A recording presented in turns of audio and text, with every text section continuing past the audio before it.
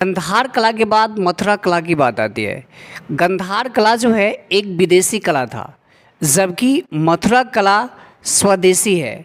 और इस कला का सबसे ज़्यादा विकास जो हुआ था कुषाण काल में हुआ था। तो ये पॉइंट आप लोग ध्यान में रखिएगा। एग्ज़ाम के दृष्टिकोण से हो सकता है कि आपका इम्पोर्टेंट हो कि मथुरा कला का विकास जो है वह किस काल में हुआ, तो कुषाण काल में।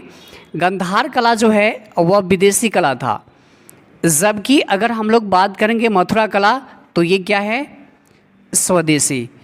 तो इन बातों को ज़रा यहाँ पे हम लोग ध्यान रखेंगे। पुरातात्विक स्रोत में जैसे आपने अभिलेख के बारे में पढ़ा, फिर मूर्ति कला से रिलेटेड जो इम्पोर्टेंट पॉइंट था उसके बारे में आपने पढ़ा। इसके बाद जो है चित्रकला का नाम आता है। चित्रकला से भी हम लोगों को प्राचीन भारत के इतिहास के निर्माण में महत्वपूर्ण भूमिका जो है मिलता है। इसके अंतर्गत जैसे अजंता की चित्रकला का नाम आता है। तो चलिए ज़रा सबसे पहले इसके बारे में हम लोग पढ़ें। चित्रकला के अंतर्गत सबसे पहला पॉइंट है अजंता की चित्रकला।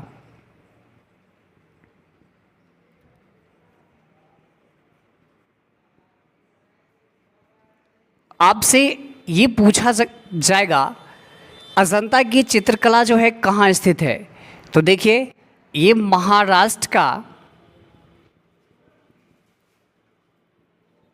औरंगाबाद ज़िला है और वहाँ जो है यह चित्रकला दिखलाई पड़ता है। यहाँ से कुल 29 जो है गुफाएं प्राप्त हुई है, जिसमें से केवल 6 ही क्या है, सुरक्षित है।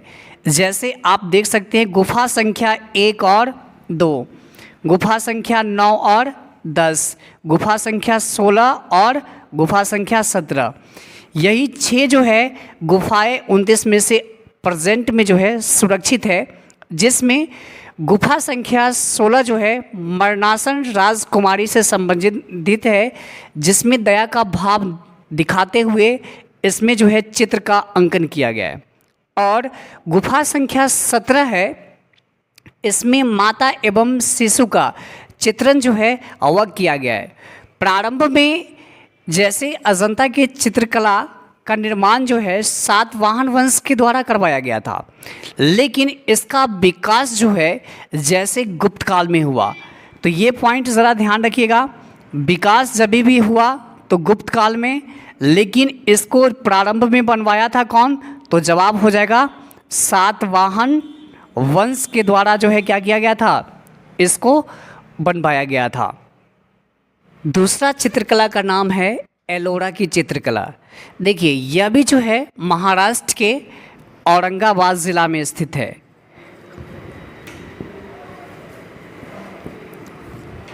और हम लोग यहाँ पे ये देख सकते हैं कि प्रारंभ में यहाँ से जो है 43 गुफा ही प्राप्त हुआ था, 43, लेकिन आगे चल कर के जो है 28 गुफा और प्राप्त हो जाता है। वर्तमान में गुफा की संख्या जो है 71 अर्थात 71 है।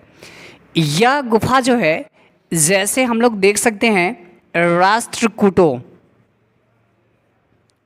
से संबंधित है। इसके अलावा इस चित्रकला पर जो है बौद्ध धर्म, जैन धर्म और सनातन धर्म का जो है प्रभाव दिखलाई पड़ता है। तो एक पॉइंट ज़रा याद रखिएगा, ये क्वेश्चंस हो सकता है कि आपसे पूछा जाए। सबसे पहला तो ये ध्यान रखेंगे कि एलोरा का चित्रकला किससे संबंधित है, राष्ट्रकूटों से। और इस चित्रकला पर किस किस धर्म का प्रभाव दिखलाई पड़ता है, तो जवाब हो जाएगा बौद्ध धर्म, जैन धर्म और सनातन धर्म।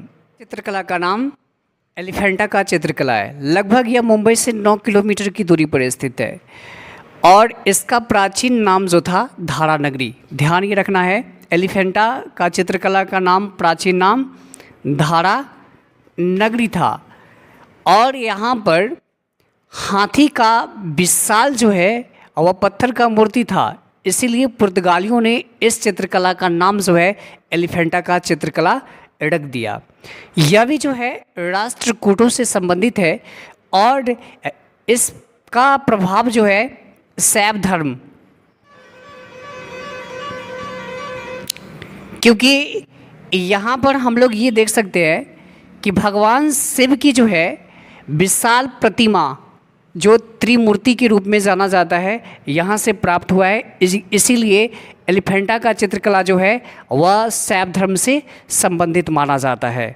अगला चित्रकला है उसका नाम बाघ का चित्रकला है और यह किस राज्य में स्थित है, तो इसका सही आंसर जो है हो जाएगा आपका मध्य प्रदेश। देखिए यहाँ से 9 गुफा जो है प्राप्त हुआ है और यह गुफा जो है कौन सा गुप्तकालीन माना जाता है। और बाघ के चित्रकला पर जैसे देख सकते हैं बौद्ध धर्म का महायान शाखा है, इसका प्रभाव जो है यहाँ पे दिखलाई पड़ता है। तो कुछ बातें हैं जो आपसे एग्ज़ाम में जो है पूछा जा सकता है, उस बातों को ज़रा ध्यान रखिएगा। सबसे पहला ये पॉइंट कि बाघ का चित्रकला किस राज्य में स्थित है, तो जवाब हो जाएगा मध्य प्रदेश। और इस पर जो है किस धर्म का प्रभाव दिखलाई पड़ता है, तो बौद्ध धर्म का महायान एक शाखा है, इसका प्रभाव जो है यहाँ पे दिखलाई पड़ता है।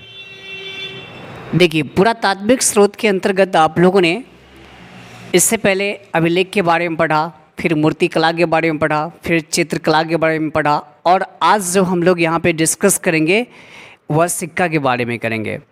देखिए सिक्का से रिलेटेड सबसे पहला पॉइंट आपको एग्ज़ाम में ये पूछा जाएगा, सिक्का का अध्ययन क्या कहलाता है, तो जवाब हो जाएगा यहाँ पे न्यूमिस्मैटिक्स कहा जाता है, जिसको हिंदी में मुद्रा शास्त्र भी हम लोग जो है कहते हैं। और प्राचीन भारत के इतिहास में सिक्का से जैसे राजनीतिक जीवन के बारे में, सामाजिक जीवन के बारे में, धार्मिक जीवन के बारे में जानकारी प्राप्त होता है। अब जैसे हम लोग यहाँ पे देख सकते हैं भारत में सबसे पहला जो सिक्का जारी हुआ था वह चांदी का सिक्का था और इसका काल जो है लगभग 600 ईसा पूर्व माना गया है, जिसे हम लोग जो है आहत मतलब चांदी का जो सिक्का था इसे आहत या पंचमार्ग कह करके जो है संबोधित किया गया है। साहित्य में इसे देखा गया है जैसे करसापन कह करके भी जो है अवश्य संबोधित किया गया है। हम लोग यहाँ पे ये देख सकते हैं कि जैसे सबसे पहले जो सोने का सिक्का जारी किया था वह किसने किया, तो इसका जवाब हो जाएगा हिंद यूनानी।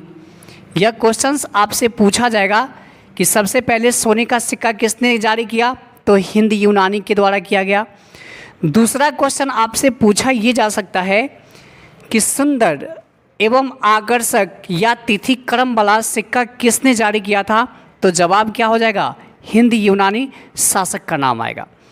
इसके अलावा जैसे आपसे पूछा जाएगा सबसे ज़्यादा सोने का सिक्का जारी किसने किया, तब यहाँ पे जवाब जो हो जाएगा आप लोगों का गुप्तों का द्वारा जो है यहाँ पे जारी किया जाता है।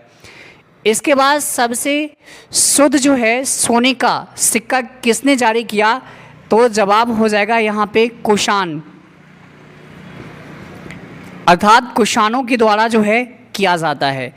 और अगला क्वेश्चन आपसे यह पूछा जा सकता है कि जैसे सीसा एवं प्रोटीन का सिक्का किसने जारी किया, तो जवाब हो जाएगा यहाँ पे सातवाहन। तो ये क्वेश्चंस कहीं ना कहीं क्या है कि आपके एग्ज़ाम के दृष्टिकोण से बहुत ही ज़्यादा इम्पोर्टेंट बन जाता है। चलिए फिर एक बार हम लोग यहाँ पे रिव्यू करके देख लेते हैं।